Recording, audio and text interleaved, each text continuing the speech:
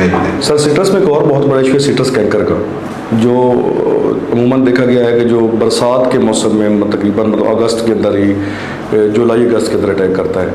तो ये bacterial disease है या फंगल डिजीज़ है, एक तो ये बताएं। दूसरा ये बताएं कि ये जो आम फंजीसाइड्स हम इस्तेमाल करते हैं, जिस तरह आपने स्कैब के लिए या मेलानोज के लिए रिकमेंड किए हैं, उनके साथ कंट्रोल होगा या कोई स्पेसिफिक इसके ऊपर हमें प्रोडक्ट करना पड़ेगा?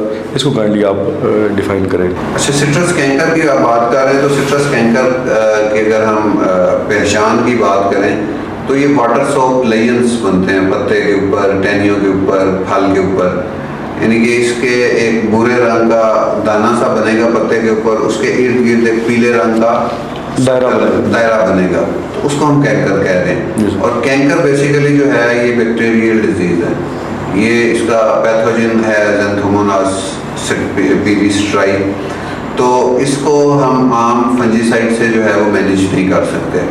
इसके लिए स्पेसिफिक बैक्टीरियासाइड ही यूज़ करेंगे तो ये कंट्रोल होगा।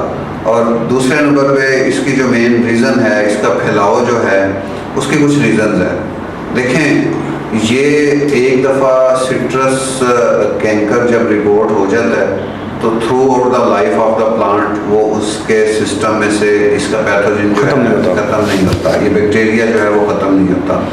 इसकी जो मेन रीज़न्स हैं, आपके पास अनसर्टिफाइड नर्सरीज हैं, ठीक है, नर्सरीज से ये आगे ट्रांसफ़र हो रहा है।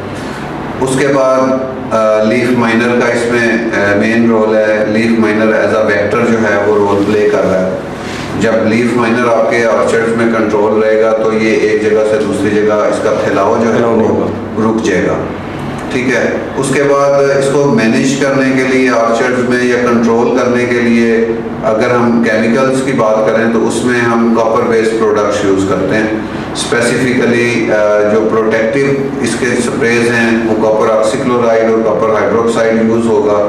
और क्यूरेटिव के लिए इसमें हम कसूगामाइसिन, स्ट्रेप्टोमाइसिन, ये प्रोडक्ट्स जो हैं इसमें यूज़ करते हैं। मार्केट में डिफरेंट कम्बिनेशंस में अवेलेबल हैं, लेकिन हमारे यहाँ पे मेन इशू ये है कि फार्मर उस टाइम उसको ये नज़र आता है, ये स्प्रे उस टाइम करता है जब इसके लेयंस जो हैं वो लीफ के ऊपर अपीयर हो जाते हैं। तो उस टाइम इसको जो है वो हम कंट्रोल नहीं कर सकते, ठीक है। इसके फैलाव को रोकने के लिए रेनी सीजन से पहले, यानी कि जैसे ही फ्रेश प्रोटिंग आपकी स्टार्ट हुई, बारिशों से पहले जो है वो आप एक हिफाजती स्प्रे कर दें कॉपर का, ठीक है। जब वो हिफाजती स्प्रे करेंगे आप तो उसका फैलाव जो है वो काफ़ी हद तक मिनिमाइज हो जाएगा।